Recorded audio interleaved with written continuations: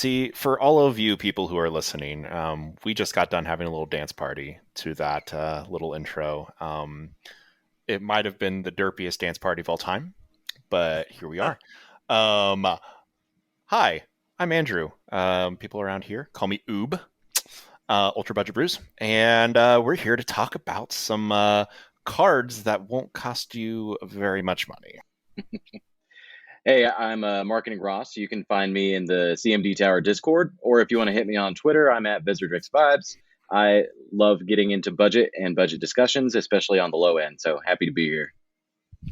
And hey guys, it's me, Mr. Commodore 5, the absolute antithesis to the word budget in and out of Magic the Gathering. You can always find me at Mr. Commodore 5 on Twitter. Better yet, better to follow our primary Twitter at CMDTower as well. That's where you'll get all the updates, our streaming schedule, and all of that good stuff. And of course, welcome to a new episode of The Budget Shop, where floor to ceiling has no meaning and the foiling is always taco shaped.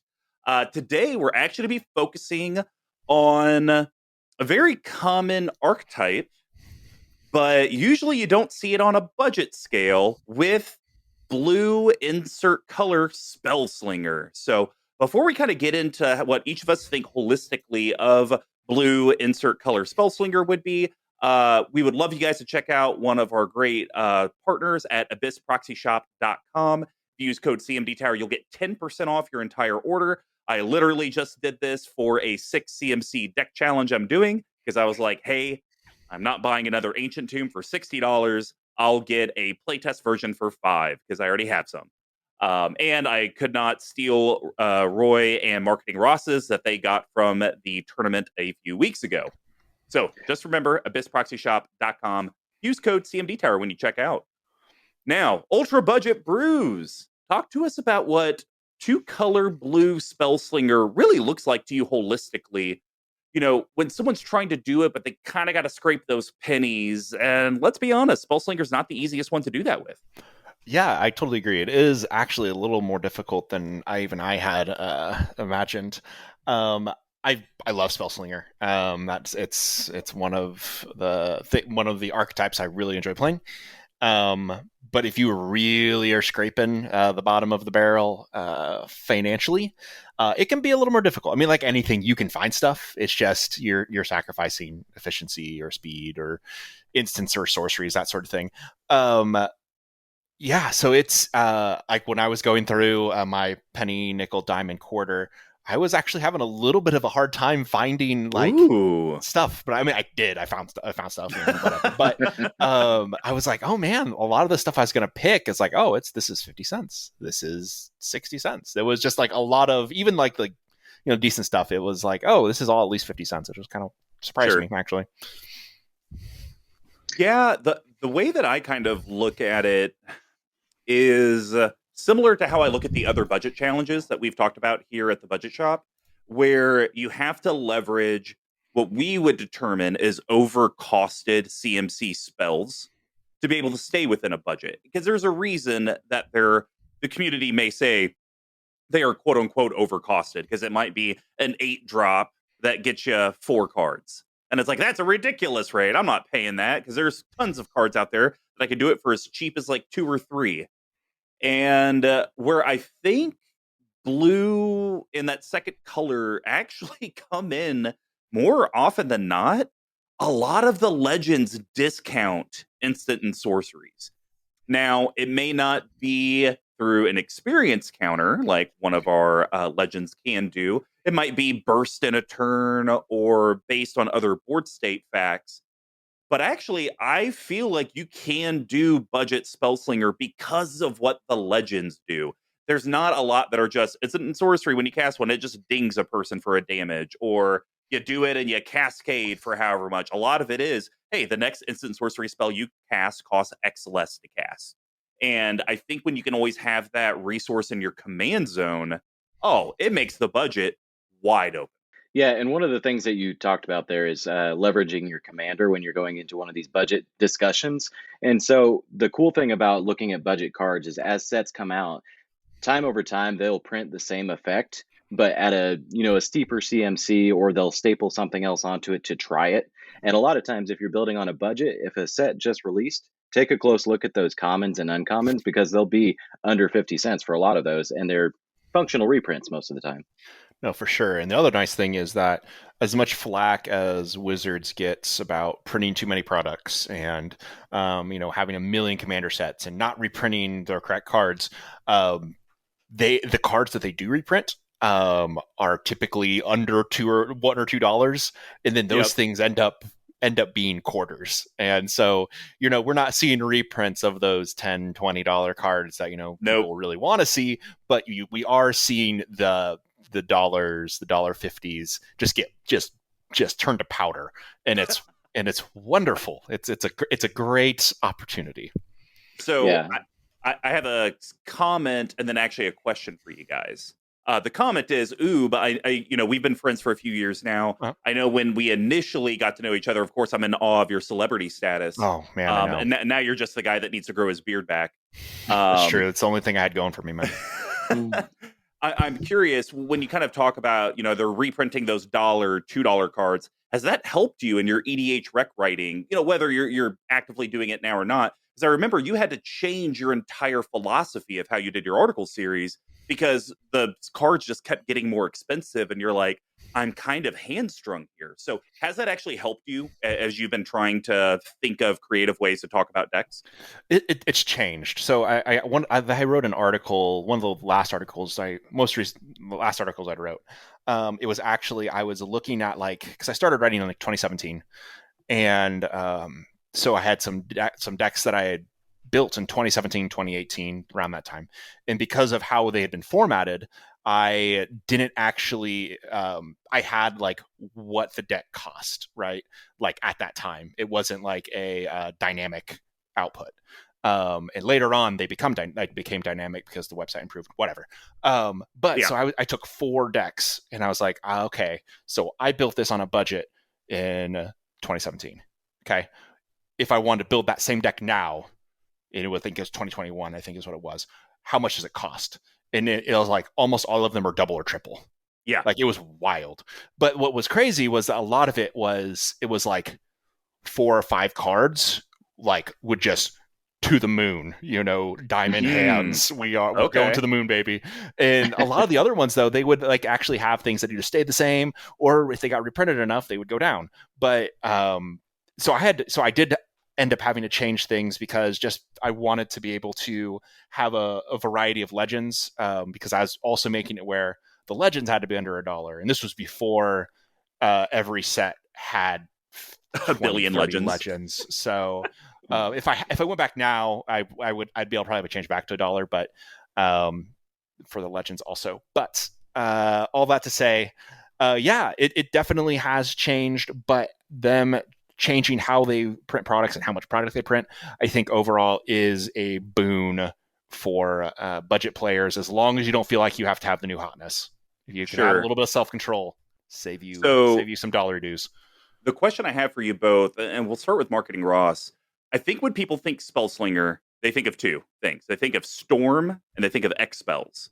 Those are usually not advantageous to a budget. So, without kind of naming specific cards, how do you think you close out games in a budget Spellslinger deck? What are the types of cards that the community should be looking towards? Yeah, so I think one of the things that you have to consider when you're building Spellslinger on a budget is maybe pivoting that mindset of what Spellslinger is a little bit. And so to me, Spellslinger on a budget is more like casting a spell plus. So getting some sort of incremental additional value out of that spell. So rather than looking for those giant bombs or the 1,000-year storms and the things like that probably don't exist in the budget realm, try finding something that is, maybe it cantrips and replaces the card in your hand. Maybe it does an additional thing from a spell that you didn't expect. We talk about those functional reprints.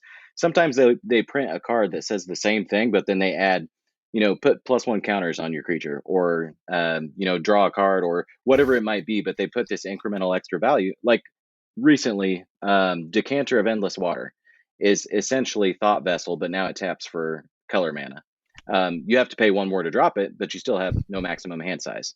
So just shifting a little bit and thinking about, doing your Scryfall searches to find that effect that you're looking for. And it's not going to be exactly the same, but you'll get close. And just remember, that's better than Manolith. That is accurate. Oh my gosh. So like I think like you said, yeah, I totally agree with what you said. Storm, like you said, Storm, that's probably not a great option if you were really wanting to be budget. You can kind of do it, I guess, but it's tough. And is it really fun for everybody else? I don't know. But I think the other one though that you said was X spells and friends, though that's a budget thing. You got your fireballs, your blazes, your comet storm is like 40 cents. Fall of the Titans is like a quarter. Oh, you can just defense. It was more because this man exsanguinate. So usually the X spells though, it's because you have some way to make infinite mana or an absurd amount of mana. And I just don't see that happening in a budget world to where you're producing, I can do X for 40 this turn. I don't think that's happening. Sure, that's fair. But I mean, X for 10 or 15, you got your Danny DeVito. So anyways, I started blasting. You got that going on 100%. That's typically how most of my Spellslinger decks close out the game. I'm not making infinite mana. I might make a lot, but I'm just trying to burn people out of the game because it's fun. I don't know. But yeah, and so I think the other thing that you can do is a little bit what MarketingRoss touched on. It can be something where an effect that your spells give. So a lot, and so this is probably something we'll get into, so I don't want to talk about it too much here. But cards like Murmuring Mystic and Young Pyromancer and Metallurgic Summonings and all of those things, like those are win conditions. Like you cast a spell and it gives you a thing. It's great. Yeah, and to just touch on that and going back to your early writing days, one of the things that I think of most frequently when we talk about budget Spellslinger is that early Talrand article that you wrote.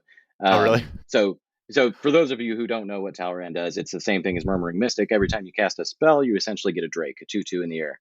And when you're on a budget, having an army of 2/2s in the air is a pretty efficient way to close out a game. Lethal. All right. Well, before we head over to learn about the legends that each of us picked, we would love for you guys to join the collective at patreon.com/CMDTower.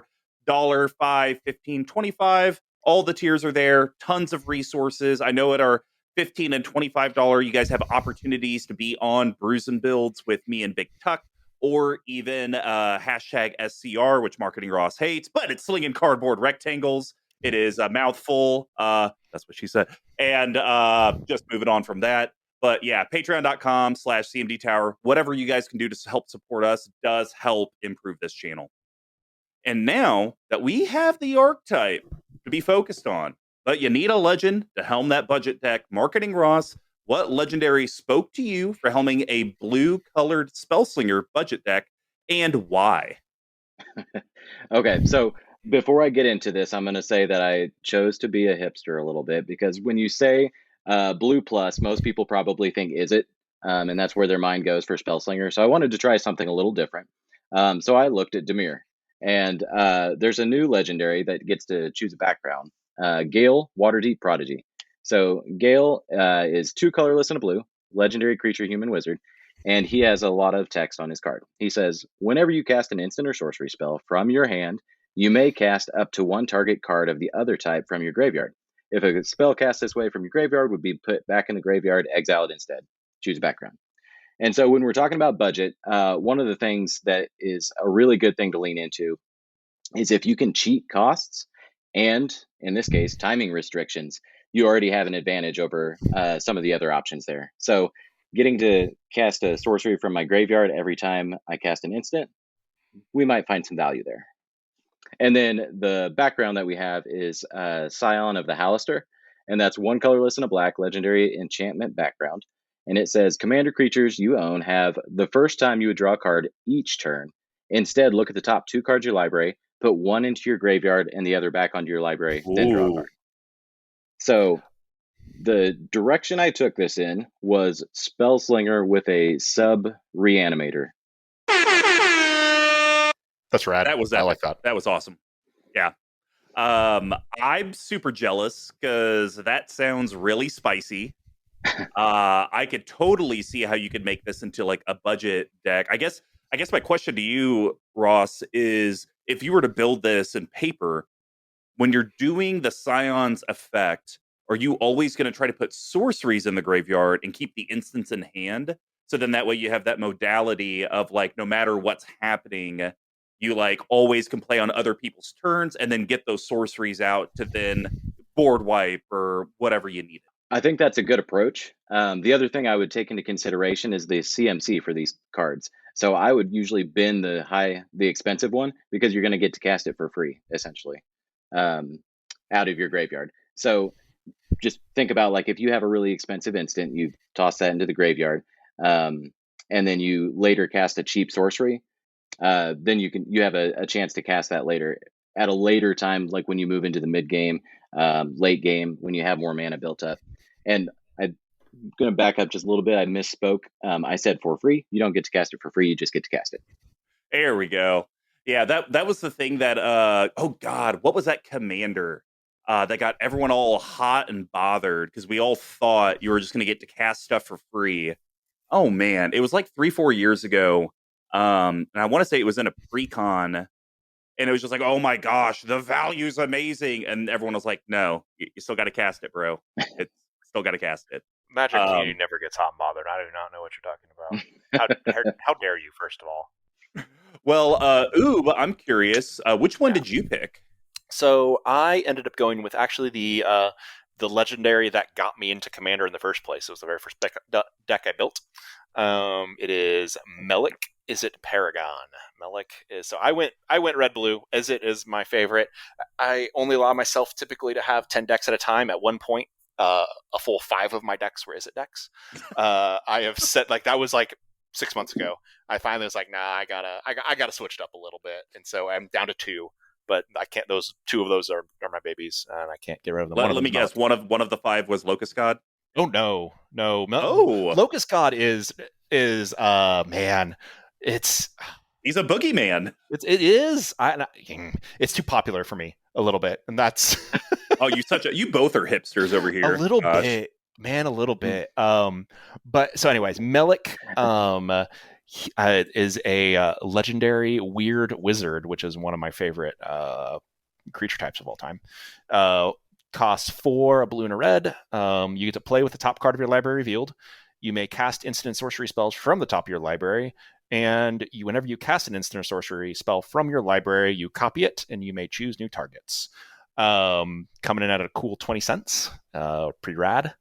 And so one of the most popular things you could, not popular maybe, but powerful things you can do with Spellslinger is copying things. And copying things is typically can be kind of be a little bit expensive. Things like Reverberate and Twin Cast and that kind of nonsense. 1,000-Year Storm, God forbid. Those get pricey.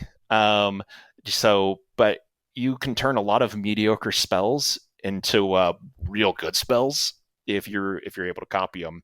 Lightning Strike for 2 coming off the top for that's not nothing to sneeze at. So that's what I picked. I picked Melik. I love Melik. He's wonderful. I mean, you also forgot the most powerful card in all of Magic. You can Lightning Bolt for 6 off the top. Here's the thing. So I was talking with Murphys, former host last night. We got to play a game, and he did, I guess I don't know if him or somebody else ran the numbers, but of like all of like last year or something, it's 50%. Yeah, 50% of the commanders die to Lightning Bolt, and it's like his hobby horse. He's like, play Lightning Bolt. It kills everything, and I was like, no, man, I don't know about that. No. And then I was like, wait a second, and he just every time he does it, he like looks me in the eyes like, I told you. Lightning Bolt got him. I'm like, ah! That's so funny because I remember the very first Magic Fest I ever went to, the Kansas City and then the Vegas one. And actually, I think they still did the promos at OKC when you and I went down there, Oob. Remember, it was Lightning Bolt was the promo. And I remember all the Commander players, we were like, don't want it, get rid of it. It was a cool full art Lightning Bolt, and they made it into like a 2-part playmat.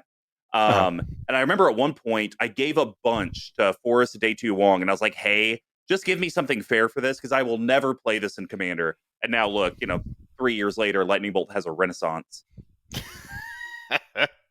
That's fantastic. I love it. Well, the The one that I decided to go with, I actually stole from MarketingRoss. He just didn't know the protocol of typing which legend we were going to do in the Discord, which was strategically done by me because I wasn't sure who I wanted to talk about. So I unfortunately went with Izzet as well, mainly because I tried every other color pairing. I actually couldn't find any legendaries in blue and another color that had instant or sorcery in their box, and it actually cared about instant sorceries. And I didn't think to do the background, so shame on me. But I went with Vadric, Astral Archmage. Colorless Izzet, legendary creature, human wizard. It's a rare, it's a 1/2. If it's neither day nor night, it becomes day as Vadric enters the battlefield. Instant and sorcery spells you cast cost X less to cast for X is Vadric's power, and whenever day becomes night, or vice versa, put a +1/+1 counter on Vadric. So, kind of what really attracted me to this is A, he's low to the ground, he's a 3-drop. That's affordable, that a budget deck doesn't have to ramp extremely quick. You could get this down turn 3 consistently. Turn 2 would be super sweet, but turn 3 is fine. But I think those cantrip-like spells where it's until end of turn, get +X+O, I think using those for mana reductions, if I can do a 1-drop that actually gives it +3, well, I just got a net 2 benefit for my next spell, and then 3 benefit for every spell after that. I actually think you could do a mini Storm deck with this, depending on how big you can get his power in one turn and enough cantrips, and eventually your spells can start costing for free. There's not a ton, but there are colorless spells out there that you could then influence into the deck. Those just become complete free drops. Think almost Animar, Eldrazi's, or artifacts. It allows you access to the high-costed CMC, but super money-cheap cards with the reduction, because now you're able to actually go pick what we call draft chaff that nobody else is playing because it's a 7-drop that gets you 2 cards and maybe bounces a creature, which is a terrible rate. But now it maybe costs blue. And okay, that feels great. And of course, me and Big Tuck, we love introducing mechanics that stick around. So like Monarch, once you introduce day and night, everyone has to deal with that nonsense. So that was kind of my take on Vadric. What'd you guys think? So one of the things that you mentioned got my wheels turning, and it was the Animar Eldrazi comparison. And while we're talking in a budget, there are some spells that you could cast for free, those lessons from Strixhaven that are colorless. And casting those for free wouldn't be terrible because you can go get extra lands or draw some cards, filter through your deck. So I like it. Well, and then there's Scour from Existence, one of the more popular colorless universal removal cards. Exile a permanent. I don't know how expensive the card is, if that's considered budget or not. $7? Oh, no, sorry, 7 mana. No, it's not very much money. It's 22 cents. It would fit in your quarter section. Okay. There you go. Nice. I think Vadric is interesting. I almost built this deck, actually. But I already have Mizzix, and it felt kind of like bad Mizzix to some extent. Not that that is a bad thing. Mizzix is hilariously powerful, and so having something that's just a little bit less powerful is not a bad thing. That's not a knock against it. Not everybody can be a spider mech riding, fire wielding goblinette. It's the best. I think Vadric's kind of cool though. Like one of the things I thought about doing is like trying to use crap like Titan Strength and other like red spells to pump its power, and then it's like I spend 1 mana and make all of my spells this turn 3 or 4 mana cheaper. That kind of thing. I think that's kind of a fun thing, but I'll be curious to see what you end up talking about with it. And I like the Voltron sub theme that you have there with that. So I mean, you're in blue, so you can run the Aether Tunnel, those types of effects, and pump his power, and then just also swing in. And one of your favorite cards, Rogue's Passage. Hey, put it in every deck. But yeah, I definitely I see what you're saying there, Oob, about Vadric just seems like worse Mizzix. But I think that argument could also be used against Kaza Royal Chaser, because actually I tried to encourage Big Tuck that hey, let's convert a deck, Mizzix to that. And that's kind of what he said is I feel like this is just bad Mizzix. But I think that's just where every Spellslinger is that. If you're an Yeah. Honestly, I mean, and that's okay. It's kind of the ceiling, kind of like any commander other than Atraxa is just worse Atraxa for Planeswalkers. Right. Like you can't make an argument that there's another legendary better for Planeswalker tribal than Atraxa. I will not stand by and listen to this Jeru with eyes wide open slander go unpunished. Come now, child. Jesus. Who needs the other colors? Mono white planeswalkers. Right, exactly. Mono white, mono winning. Let's do this. Let's just get Gideon Tribal. Those are the best planeswalkers. They're so good. I mean, honestly, he can punch for a lot. Can punch for a lot. Well, guys, before we get over to our final section, we would love for you guys to check out our great merch section on Etsy. Just go to Etsy.com, type in CMDTower in the search bar, and you're going to find our great store. One of MarketingRoss's good friends and patron member, Mr. Nance, did some updated photos for us.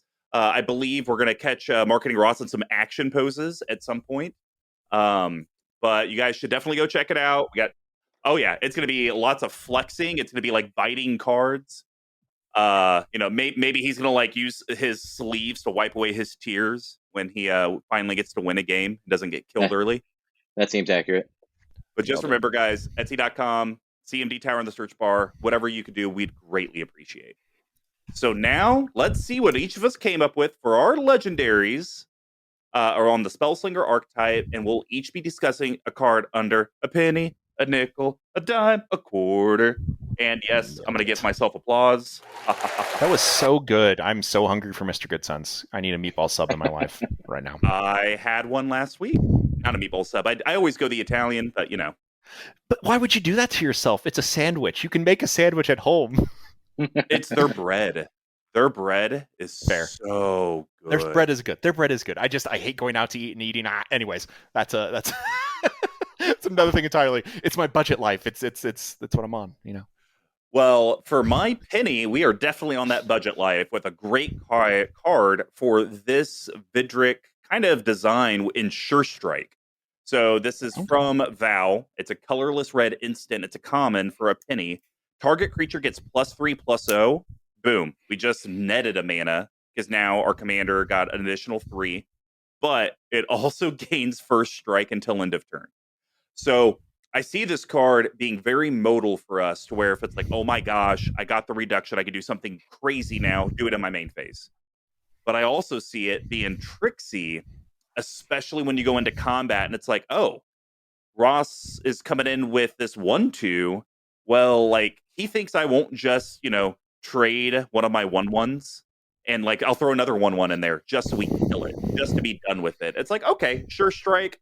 It's +3 until the end of the turn. I'm going to kill both your tokens. And now in second main phase, my spells cost 4. Oh, no, sorry. Yeah, it'll be 4 less to cast. Or it could even be 5 if when you brought him in, it became day and he got the +1 counter. So how do you guys feel about Sure Strike? I like the like I said, I like the cost reduction. The blowing somebody out with a combat trick makes me feel like I'm playing limited, which is not a bad thing. You get to just get that blowout. Granted, I don't know who is blocking your 1/2 when you're swinging in with them. You're like, but I like the idea. Yeah, I like the initial application a lot. I'm with Andrew. The secondary sweaty combat trick makes me smile, but I like where your head is. Oh, when you get it, you get to like shout something like "fool of a took" and then like kill their dude and flick it off into Well, my nickel one, I think you guys will like even more. So it's a counter spell in Syncopate, but I love the X mechanic of it. So it's X blue instant, counter target spell unless its controller pays X. If that spell is countered this way, exile it instead of putting it into its owner's graveyard. Well, this is literally just a single blue counter spell for us. Because literal worst case scenario, they got to pay 1. I mean, that's just our commander's power is 1. So minimum, they're gonna have to do it. Yeah. And so you go ahead, and so if you needed to, go ahead and use your combat trick card to make it cost 3 less, and then it's actually, X is 4. You got to pay 4 for that spell. So I feel like this is a funner way to play counter magic in Izzet without just playing generic old counter spell. Yeah, in that you'd be surprised how often the exile comes up. Everybody and their brother is using the graveyard these days, and is not irrelevant. Mm-hmm. I mean, exactly. The deck that I'm going to build would be quite sad. Exactly like that. Yes, I had shocking. So weird. Well, my dime card I thought was a very cool way to win games, because one of the other ways that you can get in Spellslinger ways to win is you get a big board state of tokens. Like, surprisingly, a lot of Spellslinger cards create like 4/4s and 5/5s, but usually they cost like 7 mana, 8 mana. Well, I think Call the Skybreaker is really, really cool in this deck. It's 5 colorless hybrid is it sorcery. Create a 5/5 blue and red elemental creature token with flying, but it does have retrace. So you may cast this card from your graveyard by discarding a land in addition to paying its other costs. So, depending on what you have, in theory, you could pay 4 mana in any combination of Visit and get to cast this twice in a turn.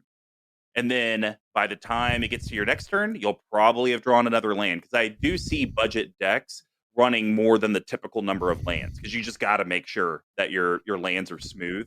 So I feel like Call the Skybreaker is kind of my win con per se in this build.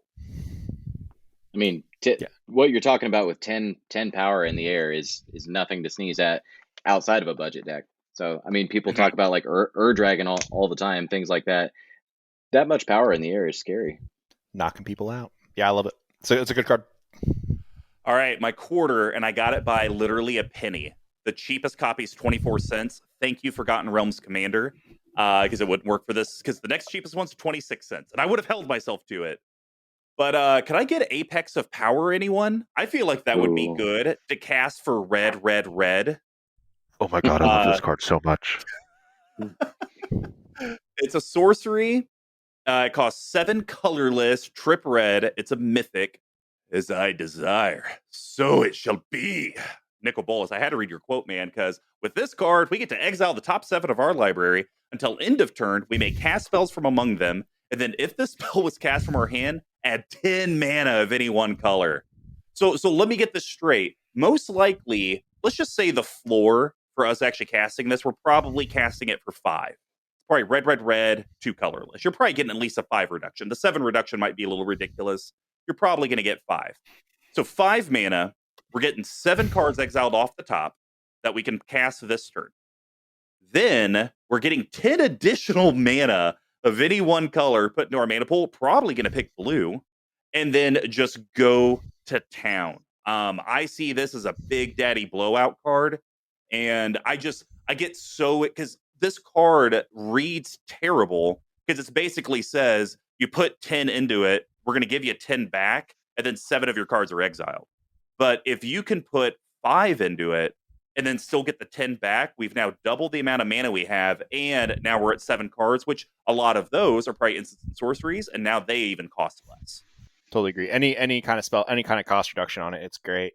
But honestly, even if you are casting it for full price, which like you said, you're not going to do very often, draw 7 cards, get 10 mana, get all your mana back. That's you're going to do some things. You're going to pretty good value. You're going to make some things happen, and it's going to be pretty sweet.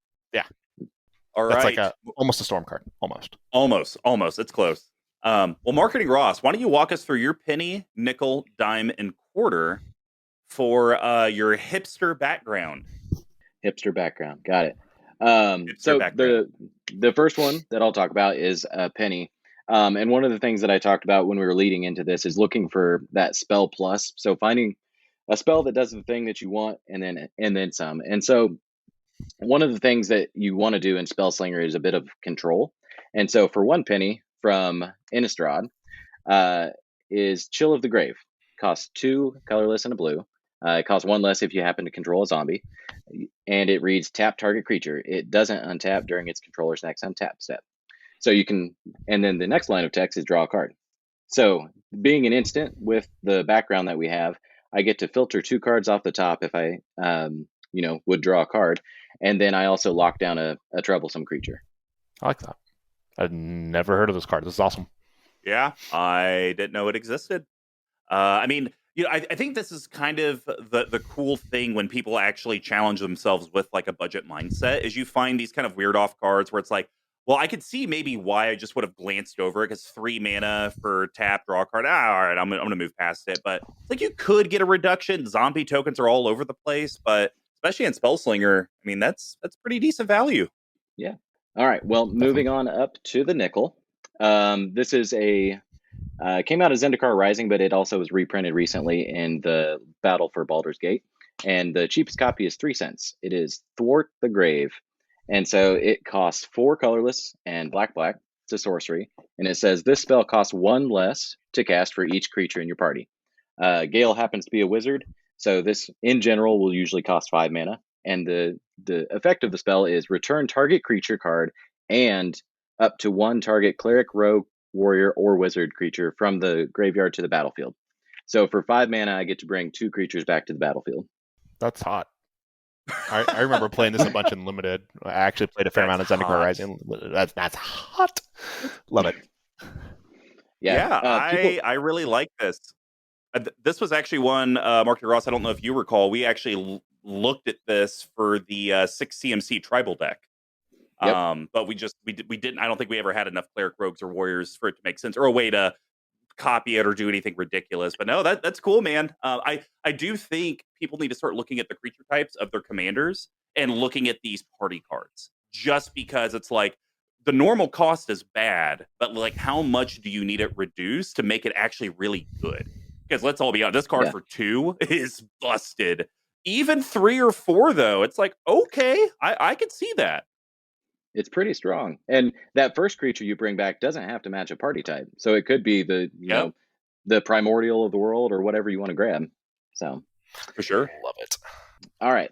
Moving on up to the dime. We're going to work in some counter magic now with Sinister Sabotage. So that's 1 colorless, blue, and it reads counter target spell and then surveil 1. And so essentially this is that spell plus again. I get to counter something and then I get to filter the top of my deck again. That's a home run in this deck. I like that a lot. Yeah. I think you would almost have, I don't know, would you for this build, Ross, do more surveil instead of draw? Just like, would you rather surveil than pure draw? I almost feel like you would, right? Yes and no. It's a super powerful effect in this build, but I'm essentially doing it every time I draw the first time each turn anyway. So the first card I get to look at 2, bin 1. But yeah, surveil is a super powerful mechanic in this build. I love that. All right, last one is the quarter. And this is originally from Commander 2014, and they recently reprinted it in Commander 2021. And it is Infernal Offering. So it's 4 colorless and a black. It's sorcery. Choose an opponent. You and that player each sacrifice a creature. Each player who sacrificed creature gets to draw 2 cards. Then choose an opponent. Return a creature card from your graveyard to the battlefield. Then that player returns a creature card from their graveyard to the battlefield. And if I'm running up against 2 other Spellslingers here, the chance of them having a potent creature in their graveyard might be slim.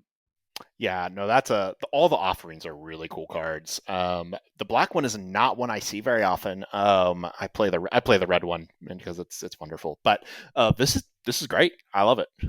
Yeah, and the thing I like about it is the order of which Wizard smartly did the card, because if it had been reversed, you'd have to return a creature, then sack a creature, which I don't know. I mean, some people, I guess, would really be into that. I like the fact, though, that you could technically, as the controller of the spell, bring back the creature you just sacrificed. So if literally you're doing true Spellslinger and you don't have a lot of creatures, this could be like a cool way to, you know what, I'm going to draw a couple cards and I'll get my commander back anyways, so it's no big deal. Yeah, absolutely. And if you have a creature on board that has a powerful ETB, you can make use of that too. Mm-hmm. Huh. This is a interesting deck.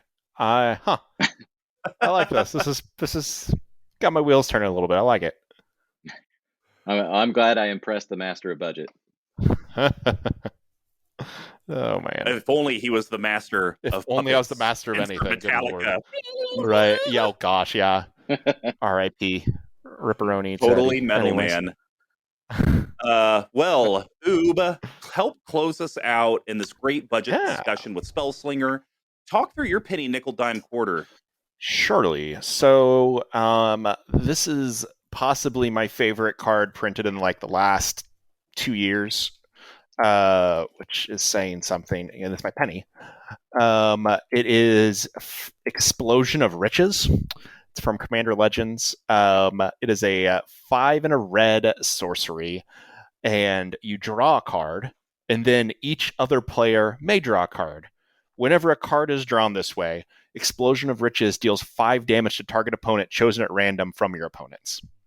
So, you for sure are getting to dome somebody for 5.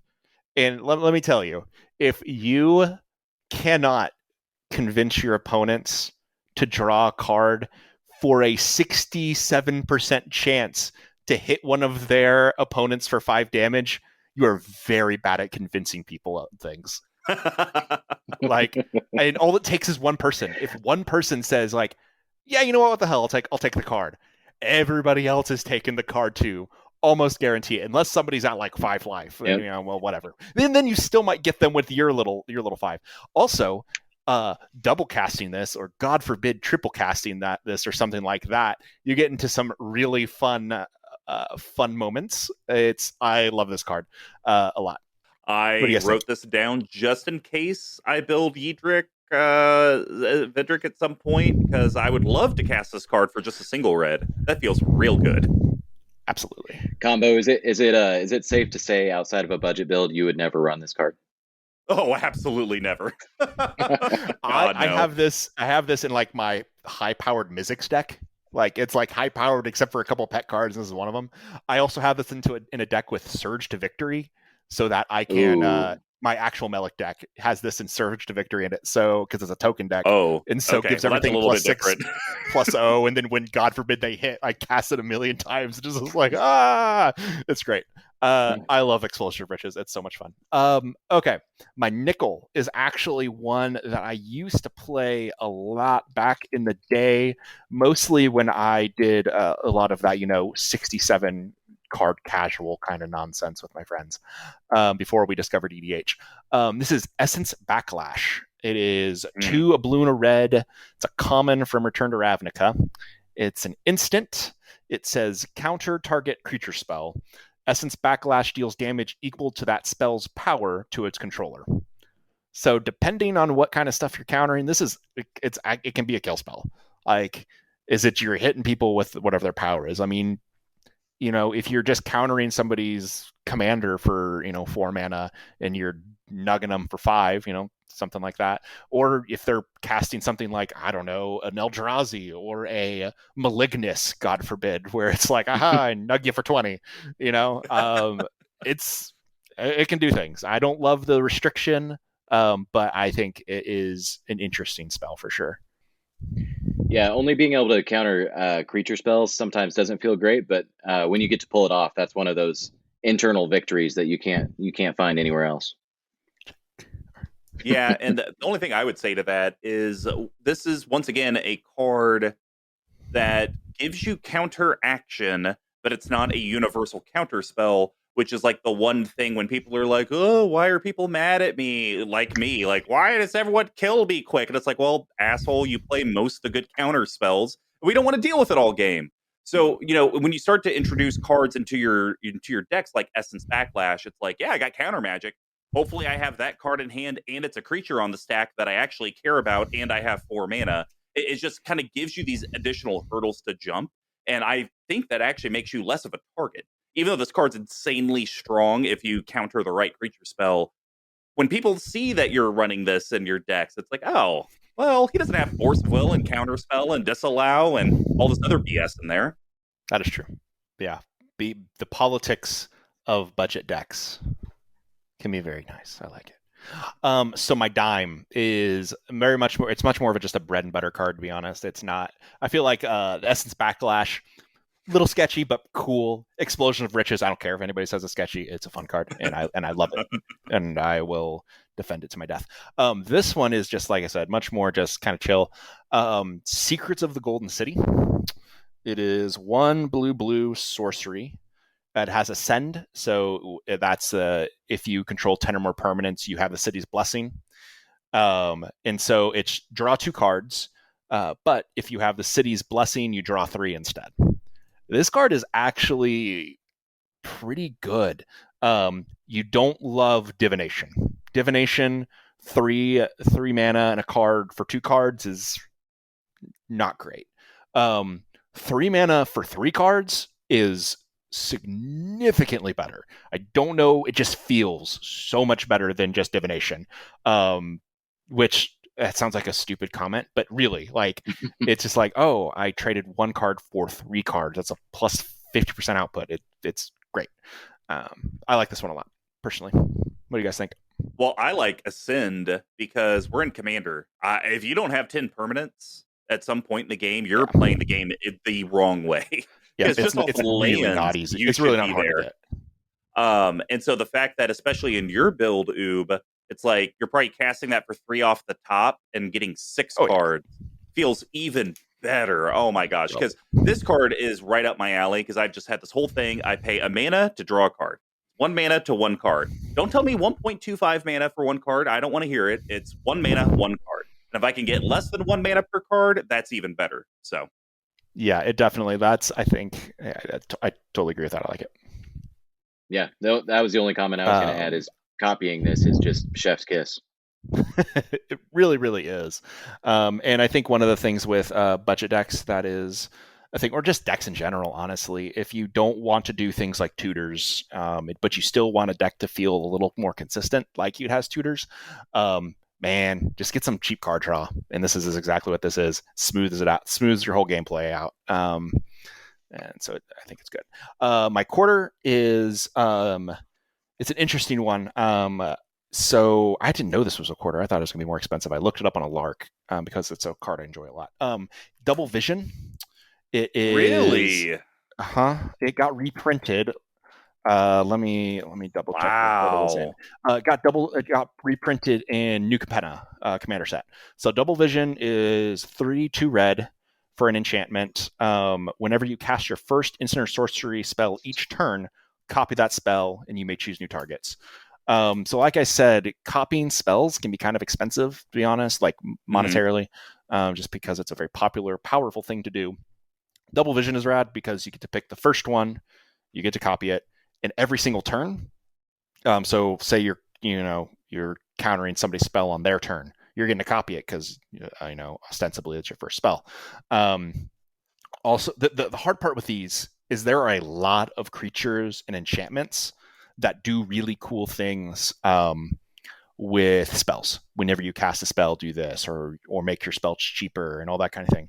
But you have to be really judicious because otherwise you end up at a point where you have all of these cool things if a spell happens, and then you have your deck is just full of cool things if a spell happens, and then like 10 spells, and it's like, oops, I don't have anything to trigger all this cool stuff.